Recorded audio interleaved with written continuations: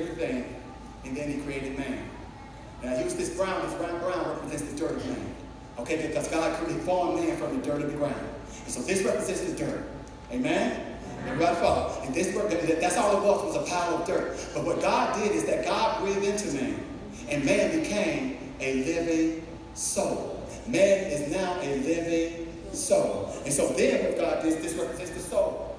So the soul is what life is. That's what it is, every one of us. And that's what God is most interested in spending eternity with him in the kingdom of heaven. So now man is a living soul. And there's no blemish, there's no stain, there's no sin, there's no disobedience. Everything is perfect. As a matter of fact, it was so perfect that God walked with Adam and Eve. He talked with Adam and Eve in the garden.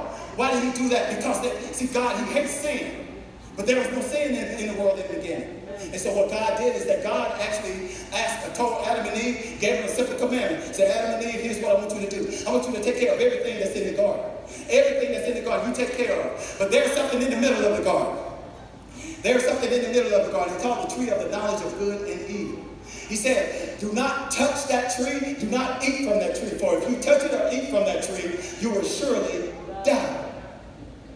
And so Adam and Eve, they went about their way. I'm not sure how many days it took. But this happens to us sometimes. Those things that we are told not to do are the things that draw us closer to him. And so I don't know why Adam and Eve, and how many days they were around this tree before they just stood around. But when the devil sees an opportunity, when you're tempted to do something, and you know that that's your shortcoming, the devil is looking forward to it. That's why the Bible tells us to be vigilant and to be sober. For the adversary, the devil, is seeking around for that open door. And when he sees that open door, he's going to pounce like a lion. He don't care who you are. The devil doesn't love you. All this stuff that we talk about as far as the material stuff, that stuff is not love. He'll give you billions of dollars as long as your soul is his. Because you're going to spend eternity with him in hell. That is what the devil wants. And so you got a lot of people out there in the world right now. People in the world right now think they got it going on. They're blessed and highly favored. Because they got a lot of material things. But the material things are not going to go into the kingdom of heaven. Only your soul is either going to go to heaven or it's going to go to hell. And what God wants is our souls to spend forever with him in the kingdom of heaven. Oh, but the devil, he will tangle stuff out there. You have a desperate need, for example. Let's say you have a desperate need for food. You're going to hang around the food. But the Bible also tells us thou shalt not steal. Got no money? You're going to be so tempted because you're hanging around something that's going to tempt you. And you take it. Oh, the devil caught you right then and there. Because you are hanging around something that you do you should not do. It can be all kinds of things. It can be lying. It can be whatever it may be. The devil is he saw Adam and Eve hanging around the tree. And so what he did is he introduced them to lies. And so what he told himself, well, you're not going to surely die. What God does not want you to do is to be wise just like him. And so what Adam and Eve did, they looked at the tree. The woman looked at the tree. She saw that the tree looked, was pleasant to the eyes. And then she understood, she said, whoa, it's also looked good for food. But the most important one is going to let me wise, just like God. So she took from the tree, boom. That was the first mistake. Disobedience to Almighty God. Sin just entered into the world. But she didn't stop there. She took a bite. She gave it to her husband who was there as well. He took a bite. Things began to start changing now. What they began to start seeing was different than what they saw before. And even on their inside, they began to start feeling dark and nasty and all of those things. And they recognized that they were naked. In other words, their souls have now been stained. No longer is this pure anymore. It's been stained with sin. Now that the soul is not stained with sin, there's shame, there's filth, there's dirtiness, there's all that stuff that sin makes us feel. We don't feel worthy or anything along that line. So what happened is that God walking through the garden, he calls out for Adam. Adam, where are you? Adam and Eve had hid. He said, we hid because we were naked. And then God said, who told you that? Did you eat from that tree? And so what Adam did is instead of Adam taking responsibility and saying, yes, sir, I ate from that tree, He said, that woman that you gave me, that woman gave me the apple and I did eat. And then instead of Eve saying, it was that serpent, instead of her taking responsibility, she said, that serpent, he deceived me and I ate. You see, the relationship began to start changing now. Because like I said in the beginning, God, he hates sin. He had to cover them up. And he sent them out of the garden. But even though God hates sin, he loves you. And he loves me. He loves us. For God so loved the world that he said, I got a plan though. Satan's not going to win this one. But whosoever believes in my son, Jesus Christ, they will not perish, but have everlasting life. So what God did is he sent his only begotten son, Jesus Christ, who came from heaven down to this earth. 33 years, ministry, nailed to the cross, shedding his blood, dying on the cross, being buried in a tomb, and on the third day he rose again with all power in his hand. He said, whosoever believes that, for God demonstrated his love towards us. While we were still sinners, that is what he did to show his love. Here's what God does. He takes the blood of Jesus to cover all our sins. But you must put your faith in God. God is not just going to come and just take everyone and just shower the blood of Jesus upon everyone. It's a choice that you made. But if you make that choice to put your faith in Jesus Christ, and what God does is he covers the sins. It doesn't matter what your sins are, how big, how small. From the day that you began sinning up to the day in which you put your faith in God, God covers all sin. And he put them into the sea of forgetfulness. There's no sin no more. So what he does is that blood of Jesus begins to start washing those sins. What he's doing is washing your soul, cleansing your soul. Because it's all stained and all nasty and all filthy with shameful things going on. And after God has cleansed it all up,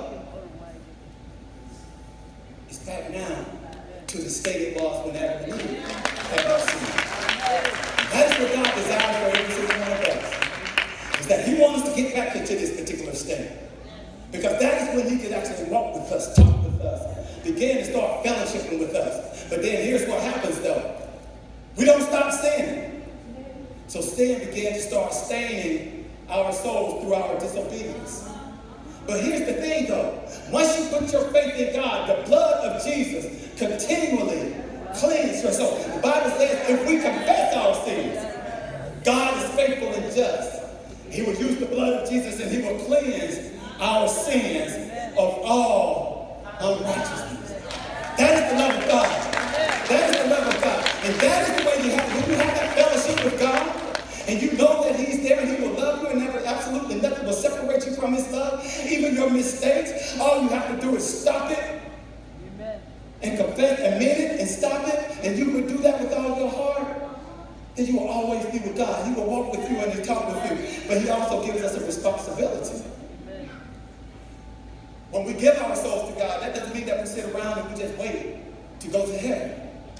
The word of God says we need to let our light so shine that other people may see our good deeds and glorify the Father in heaven. Let your light so shine. That is why we have missions. That is why we have outreach.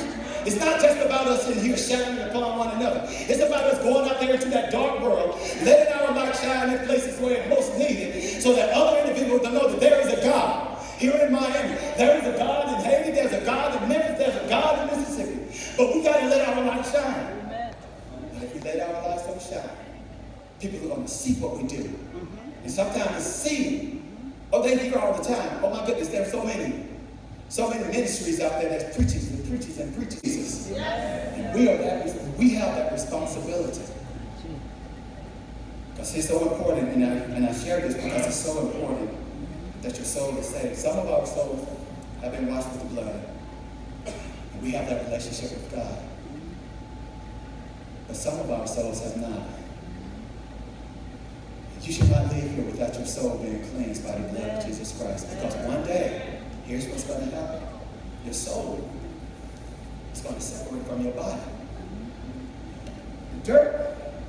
From dirt we came, from dirt we'll return. But your soul depending upon the state, has it been stained?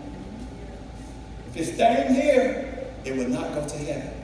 However, if it's been covered with the blood of Jesus Christ, our soul is still in eternity in the kingdom of heaven. Is it well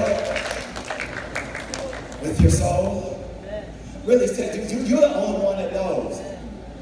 We can get so busy, so caught up into the things of this world and forget about our soul. And then things happening in our world, our lives are like a vapor. We could be here today and gone tomorrow. And if it's not well with your soul, it doesn't matter if you are here. The Bible says, not everyone that says unto me, Lord, Lord, will enter into the kingdom of heaven, but he that does the will of my Father who is in heaven. And some say, Lord, Lord, I came to church. I'm on the dance group. I'm with the praise team. I'm with the dance group. I do this. I do that. I do all of these things. And then he's going to say, away from me, you evildoer. I never knew you. Because God is not looking at the stuff that we do out here.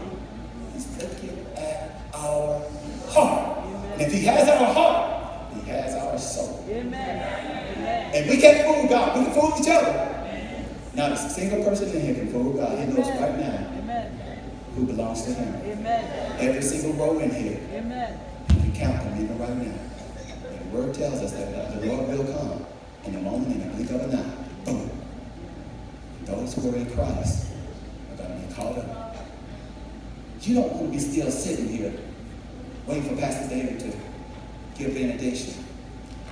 No, he won't be here. Because his soul has surrendered to Jesus Christ. And that's for every single person in here, young and old. God loves us.